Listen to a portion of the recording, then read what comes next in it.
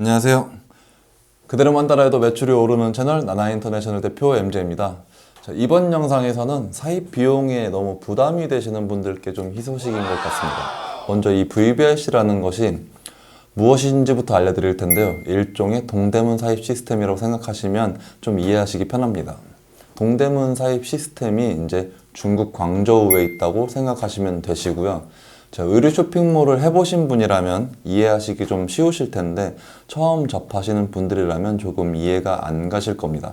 그래서 더욱 쉽게 말씀을 드리자면 티몬 UF 또는 오픈마켓에 주문이 들어오면 중국에 주문을 넣게 됩니다. 그러면 중국 도매 시장에서 검수 및 통관을 거쳐서 한국으로 들어오는 시스템이고요. 요즘 온라인 쇼핑몰을 하기 위해선 배송 시일도 굉장히 중요하죠. VBC 프로세스도 대략 문제가 없다면 4일에서 5일 정도 안에 들어오는 것 같습니다. 동대문을 통해서 사입을 해보셨다면 아실 텐데 재고가 있는 쇼핑몰에 비해서 CS가 좀 많은 편입니다. 구매자가 주문은 했지만 동대문에 재고가 없어서 추가 입고를 기다리거나 혹은 품절이 되는 경우가 다분하고 시즌도 생각보다 일찍 끝나게 돼서 단종이 좀 빠른 편입니다. 마찬가지로 중국 VBC도 품절이나 단종이 잦은 편입니다. 의류 쇼핑몰의 숙명이라고 봐야겠죠. 그래도 동대문 사입보다 VBC를 좀 선호하는 이유는 아무래도 가격 차이가 좀 많아서 이제 VBC를 선택하게 되시는데, 그래도 이런 부분만 제외하고 나면, 이런 단점만 제외하고 나면 대체로 장점도 많은 프로세스입니다. 일단 무재고, 그리고 사입도 판매 후에 주문하는 시스템이기 때문에 주문 들어온 만큼만 VBRC에서 주문을 하시면 되시고요. 알리바바에서 사입을 하고 판매를 하면 CS도 현저히 적고 배송도 빠르긴 하지만 재고를 미리 사입해야 되는 단점이 있죠. 어떤 프로세스든 간에 장단점은 있으니까요. 주문도 나나인터내셔널 창업센터에서 가능하기 때문에 결제나 배송 관련해서 큰 무리 없이 진행이 가능합니다. 이제 기본적인 VBC 시스템에 대해서는 설명을 드렸고요. 그리고 나면 이제 매출을 이렇게 올려야겠죠. 그래서 우리가 주로 하고 있는 티몬 UF에서 판매를 하시면 됩니다. 항상 말씀드리지만 쿠팡 스마트 스토어는 티몬 UF에서 먼저 매출을 내보고 진행을 하시는 게 여러 가지 면에서 유리합니다. 티몬 UF에서 일단 MD 운영 체제로 진행이 되다 보니 매출이 이제 좀 즉각적으로 일어나는 편이고요. MD와 행사 스케줄을 잡고 바로 판매하시면 되시겠죠? 근데 판매하시기 전에 상품 등록을 하실 텐데 중요한 점이 있습니다. 바로 이 배송 부분인데요. 여기서 주문 제작으로 해두셔야 합니다. 그래야 주문 후 플러스 8일 안에 배송을 해도 페널티가 없으니까요. 가끔은 저도 실수를 하고 행사를 오픈할 때가 있는데 그러고 나면 이제 긴장감이 정말 넘칩니다.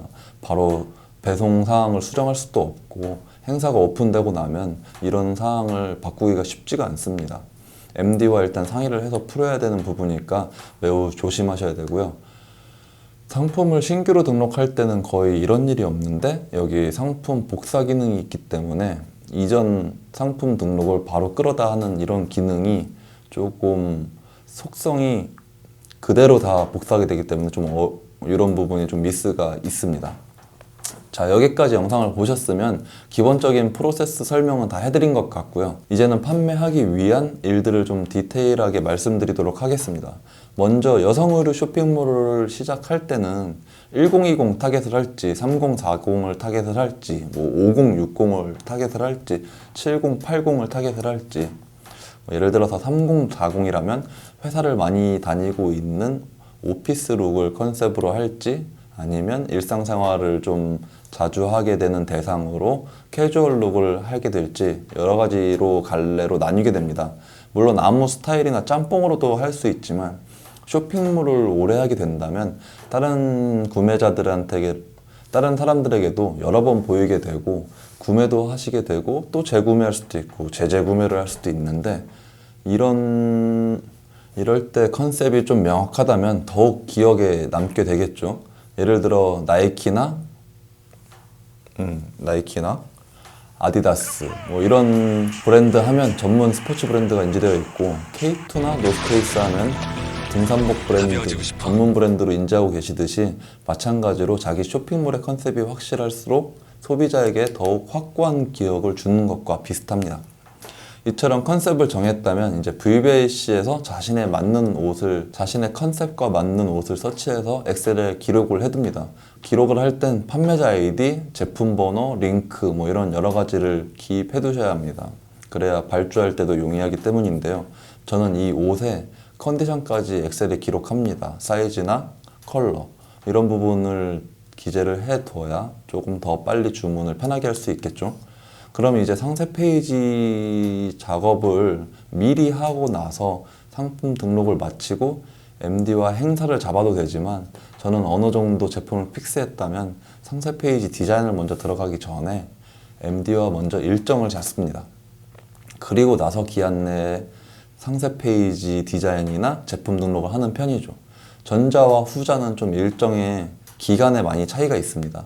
상세 페이지와 제품 등록을 하고 나서 MD와 행사를 잡는다면 최소한 2주 정도 차이가 나게 되겠죠. MD와 행사 일정을 먼저 잡게 돼도 판매까지 한 일주일 정도 소요되는 검토 시간이 팀원에서 필요하게 됩니다. 그래서 저는 미리 MD와 이런 제품을 항상 얼마에 판매할지 미리 상의를 하고 행사 일정을 잡는 편입니다. 그리고 검토 기간 안에 상세 페이지를 만들고 상품 등록을 하는데 한 일주일 정도면 끝낼 수 있으니까요. 상세 페이지를 마치고 상품 등록을 할 때 또 이제 옵션 등록을 합니다.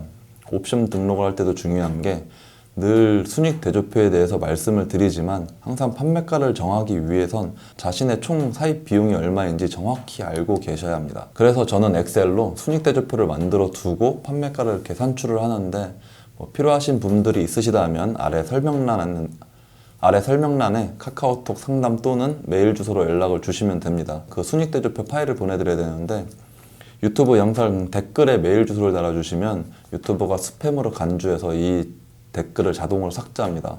저조차도 볼 수 없는 시간에 빠르게 삭제하니까 꼭 영상 아래에 있는 설명란 링크를 타고 오셔서 물어보셔야 합니다.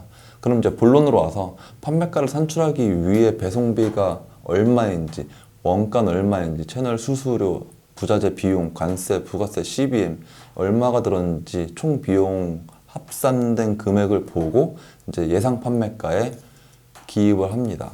5,000원, 6,000원 이렇게 기입을 하면서 수익률도 5,000원일 때 10%, 6,000원일 때 15% 이런 걸 잘 확인하시고 판매가를 설정하시는 거고요. 픽스한 제품들을 이제 전부 다 판매가를 설정해 두시고 옵션 등록을 하시면 됩니다. 그리고 아까 얘기했던 배송 설정도 예외 발송으로 꼭 설정하셔서 플러스 8일의 기간을 꼭 받으셔야 합니다.